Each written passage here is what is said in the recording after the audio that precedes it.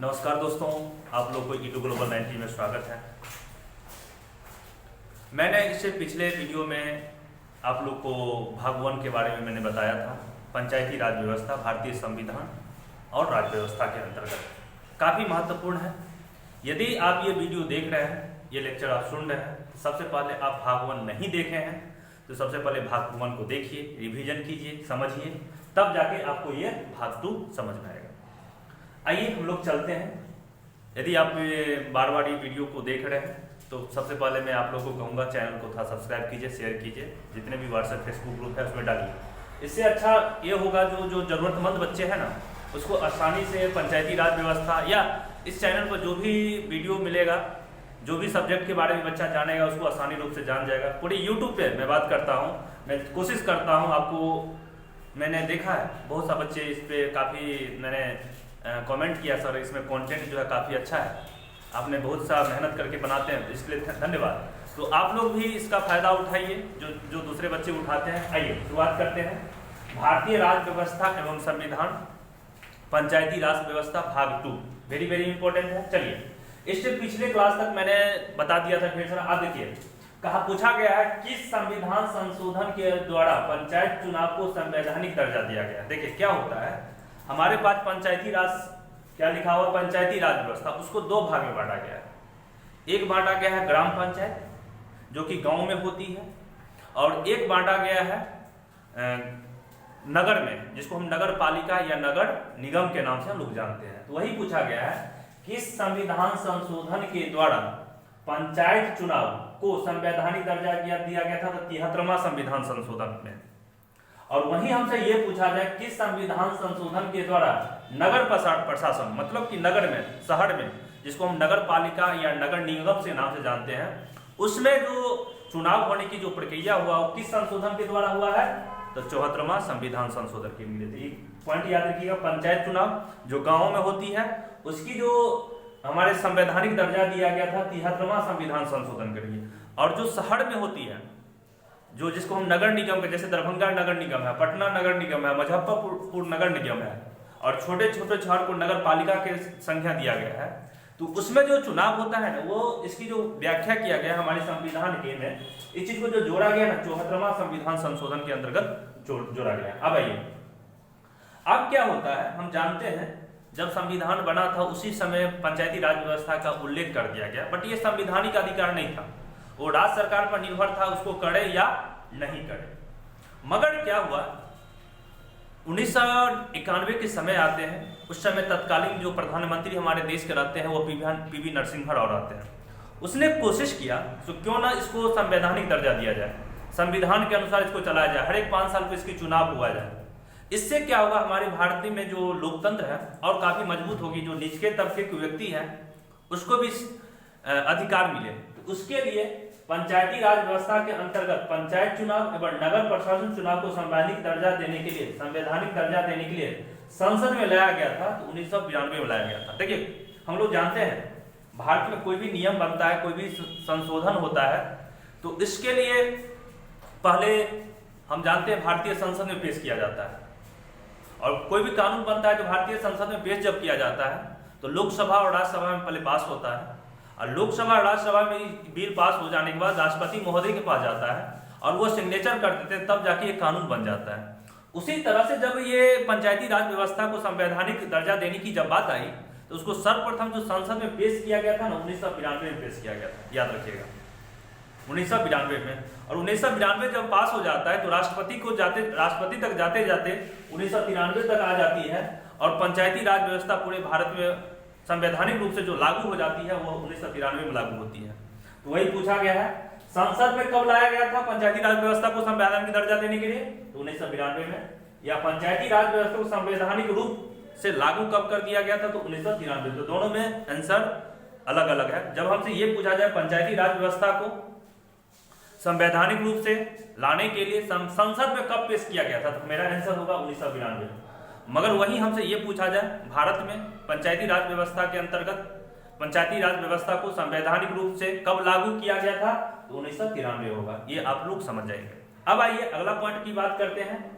जो भी किसी राज्य में पंचायती राज व्यवस्था के अंतर्गत ग्राम चुनाव ग्राम पंचायत चुनाव या नगर निगम या नगर पालिका चुनाव जो होता है ना, उसको जो कराने का जो दायित्व दिया गया है, कार्य करने का जो सौंपा गया है, वो राज्य निर्वाचन आयोग को दिया गया, न कि केंद्रीय निर्वाचन आयोग। केंद्रीय निर्वाचन आयोग हम दोस्तों इससे पीछे मैंने काफी वीडियो में बताया भी है और आप लोग को भी बताया है। जैसे राष्ट्रपति का चुनाव, संसद के चुनाव, लोकसभा और राज्यसभा के चुनाव, किसी राज्य में विधानमंडल की चुनाव, वो होता है केंद्रीय निर्वाचन आयोग करते हैं। मगर किसी राज्य में जब किसी तरह का चुनाव होता है, पंचायती राज चुनाव होता है या नगर पालिका चुनाव होता है, जो छोटे स्तर पर होता है, मुखिया का, मेयर का, पंचायत समिति का, वार्ड मेंबर का, प्रमुख का जो चुनाव होता है ना, राज्य निर्वाचन आयोग इस चीज का दायित्व निभाते हैं, न कि केंद्रीय निर्वाचन आयोग। काफी इंपॉर्टेंट है। आइए, ग्राम पंचायत के अंतर्गत सबसे छोटी इकाई, देखिए क्या होता है, हम लोग जानते हैं ग्राम पंचायत के अंतर्गत जैसे गांव की बात करते हैं तो उसका देखिएगा बीच बीच में मुखिया के द्वारा ग्राम सभा को बुलाया जाता है। तो ग्राम सभा को जो बुलाया जाता है ना, तो यही पूछा गया है ग्राम पंचायत के अंतर्गत सबसे छोटी इकाई तो ग्राम सभा। और ग्राम सभा में कोई भी व्यक्ति जो 18 साल के हैं या 18 साल के ऊपर है उसमें भाग लिया जा सकता है। जो मुखिया के द्वारा, मान के चलिए जिस तरह से किसी भी पंचायत में कोई योजना आया सरकार के द्वारा या कुछ पैसा आया और इसको खर्च करना है किसी पंचायत में, तो उसको पंचायत में उस कार्य को स्टार्ट करने से पहले एक ग्राम सभा बुलाया जाता है। यानी किसी के माध्यम से या तो जाके बोल दिया जाता है या किसी के माध्यम से, प्रचार के माध्यम से पूरे पंचायत में कह दिया जाता है उस दिन ग्राम सभा है, आप लोग आइए, स्वागत है। तो उसमें निर्भर करता है पब्लिक पे, कोई जाए और नहीं जाए। बहुत आदमी जाते भी हैं, कोई बहुत बच्चे या बहुत से आदमी नहीं जाते हैं। तो मगर उस ग्राम सभा में वही व्यक्ति भाग ले सकते हैं, वही व्यक्ति का इस पे भागीदारी होगी, उसकी उसी बात का उसको सुना जाएगा जो आदमी 18 साल या 18 साल से ऊपर है ग्राम सभा में। चलिए आगे चलते हैं। ग्राम सभा होने की न्यूनतम जनसंख्या, अब ऐसा नहीं सिर्फ जहां पे जनसंख्या 50 हुआ है वहां पर ग्राम सभा हुआ, नहीं, किसी भी ग्राम सभा होने के लिए या किसी जगह ग्राम सभा होने के लिए उस जगह की जनसंख्या कम से कम 500 होनी चाहिए। ये भी पूछा जाता है, ग्राम सभा होने की न्यूनतम जनसंख्या कितनी होनी चाहिए, तो 500। आइए, पंचायत चुनाव एवं नगर चुनाव में सदस्य की न्यूनतम आयु। दोस्तों जिस तरह से हम लोग जानते हैं हमारे देश में विधानमंडल की चुनाव होती है, लोकसभा की चुनाव होती है, तो उसमें हम लोग जब चुनाव करने के लिए जो जाते हैं ना, तो उसमें न्यूनतम आयु भी 18 साल। उसी तरह से पंचायत चुनाव की बात किया जाए या पंचायती राज व्यवस्था के अंतर्गत ग्राम पंचायत चुनाव होती है या नगर पंचायत चुनाव होती है या नगर पालिका का चुनाव होती है या नगर निगम की चुनाव होती है, तो उसके लिए वोट देने के जो अधिकार होता है ना, वो वही व्यक्ति वोट दे सकता है जिसका उम्र 18 साल है। मगर ये पॉइंट मैंने लिख दिया है, यहाँ पर लिख दिए हैं, मगर इसको सुनिए, पंचायत चुनाव एवं नगर चुनाव में सदस्य की न्यूनतम आयु, यदि कोई व्यक्ति मुखिया का चुनाव लड़ना चाहता है, मेयर का चुनाव लड़ना चाहता है, वार्ड मेंबर का चुनाव लड़ना चाहता है, तो उसकी न्यूनतम उम्र 18 साल होना चाहिए, न कि 18 साल से 21 साल होना चाहिए। यदि कोई भी पंचायत चुनाव और नगर चुनाव में सदस्य की न्यूनतम आयु, यानी कोई भी मुखिया बनने के लिए, वार्ड मेंबर बनने के लिए, उसकी न्यूनतम आयु 18 साल नहीं होकर 21 साल होना चाहिए। 18 साल व्यक्ति वोट देने का अधिकार है, मगर उस पंचायत चुनाव में खड़ा होगा कोई व्यक्ति या कोई नॉमिनेशन कराएगा, मुखिया बनने की अधिकार रखेगा, तो उसकी उम्र 21 साल होनी चाहिए। आइए अगला पॉइंट चलते हैं। अब मान लिया पंचायत चुनाव या नगर पंचायत में कोई भी सदस्य जीत जाता है, तो उसकी जो कार्यकाल होती है ना, वो 5 साल के लिए होता है। जिस तरह से हम जानते हैं प्रधानमंत्री का, मुख्यमंत्री का, लोकसभा के सदस्य का, राज्यसभा के सदस्य का तो ऐसे 6 साल होती है।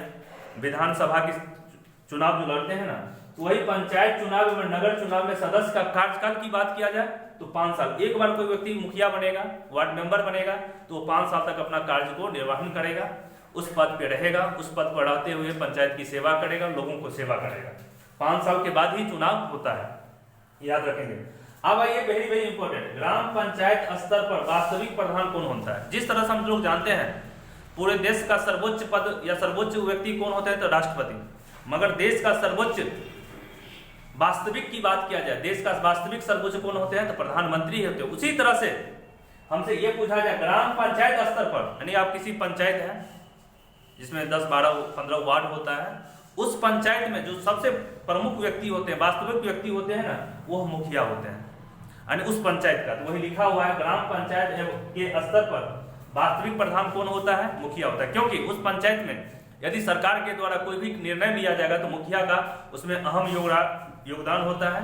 जिस तरह से देश में प्रधानमंत्री का योगदान होता है, उसी तरह से ग्राम पंचायत स्तर पर वास्तविक प्रधान मुखिया जी होते हैं। चलिए आते हैं, अब क्या होता है, हम लोग जानते हैं जिस तरह से देश में वास्तविक प्रधान जो होते हैं प्रधानमंत्री होते हैं, और प्रधानमंत्री को कार्य करने के लिए बहुत सा अधिकारी को नियुक्त किया जाता है, IAS को, IPS को, क्योंकि देश को चलाने के लिए उस लोग को जरूरत होता है।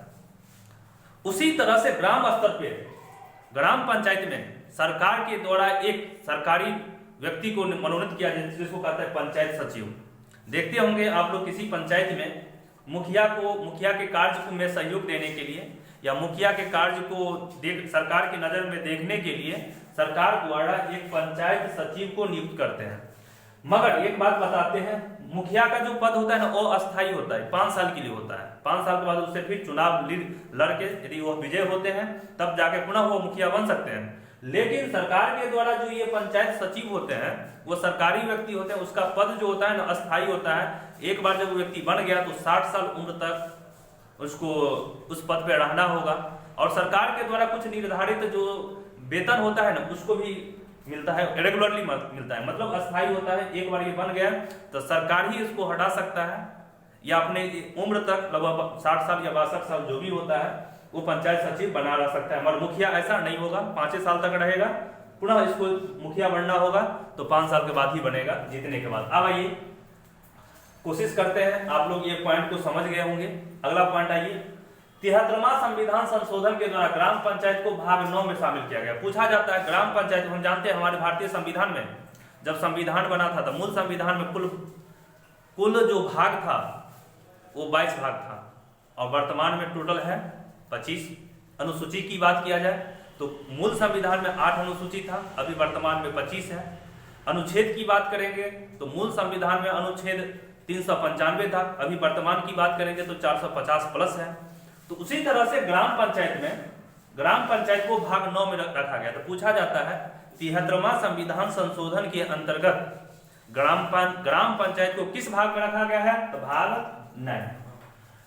अब अनुच्छेद की बात करें तो पूरे अनुच्छेद में ग्राम पंचायत के लिए जो मुखिया का चुनाव होता है उसके लिए अनुच्छेद 245 में इसके लिए प्रावधान किया गया। अब आइए ग्राम पंचायत को किस अनुसूची में रखा गया वही पूछा जाता है, तो ग्राम पंचायत को अनुसूची 11 में रखा गया है। वेरी वेरी इंपॉर्टेंट है, पूछा जाता है। ग्राम पंचायत मतलब जो लोकल पंचायती राज व्यवस्था का 2 भाग होता है। ग्राम पंचायत एक होता है जो गांव में चुनाव होता है, और एक होता है शहर में चुनाव होता है, नगर पालिका या नगर निगम कहते हैं।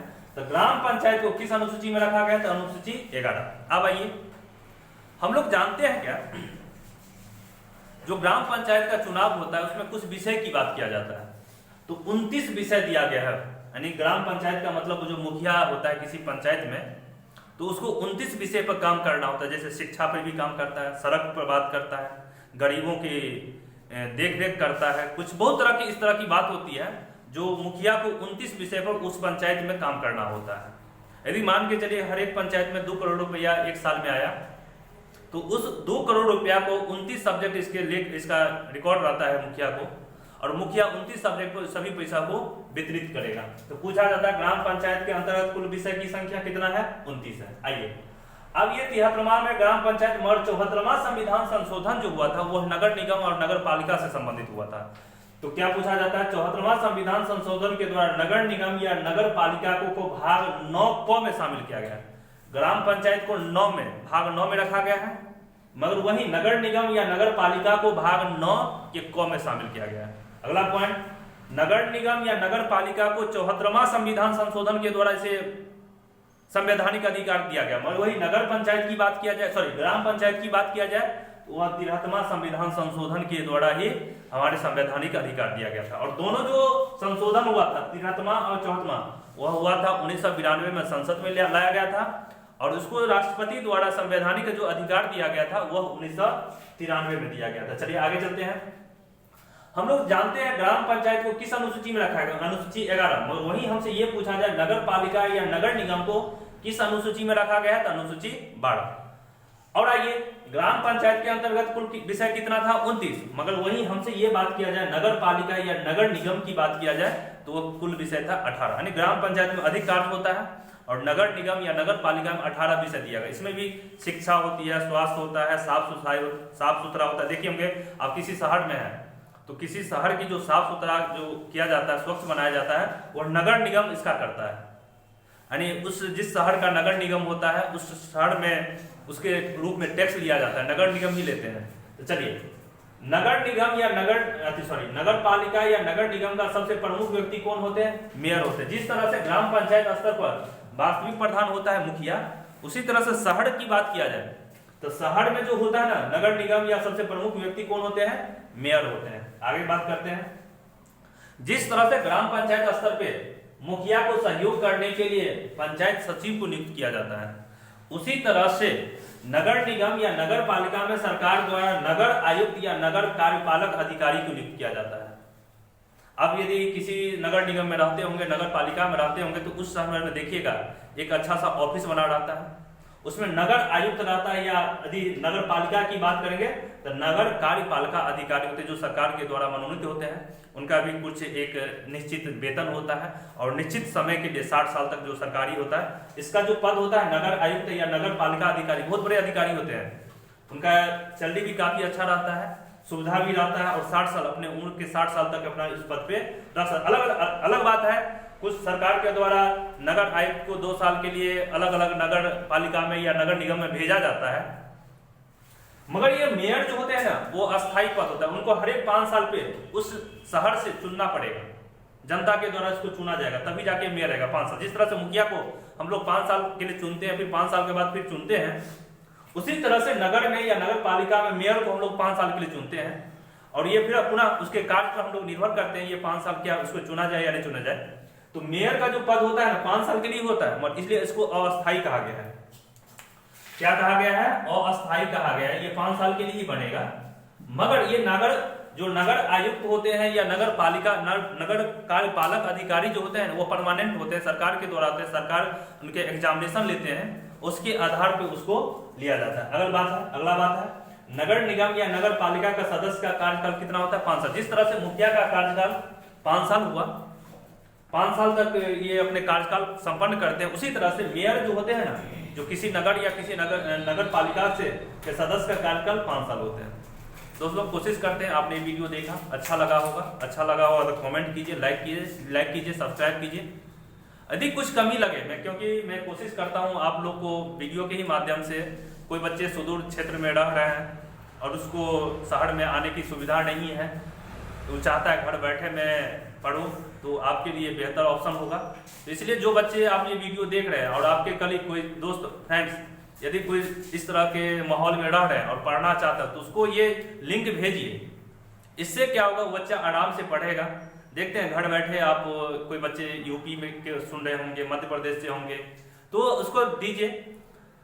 थैंक यू, आपने अंत तक वीडियो को देखते हैं, बहुत बहुत धन्यवाद। फिर मैं पुनः भारतीय राज्य व्यवस्था और संविधान से संबंधित मैं एक अगला वीडियो लाऊंगा जो कि काफी महत्वपूर्ण होगा। Okay, thank you very much.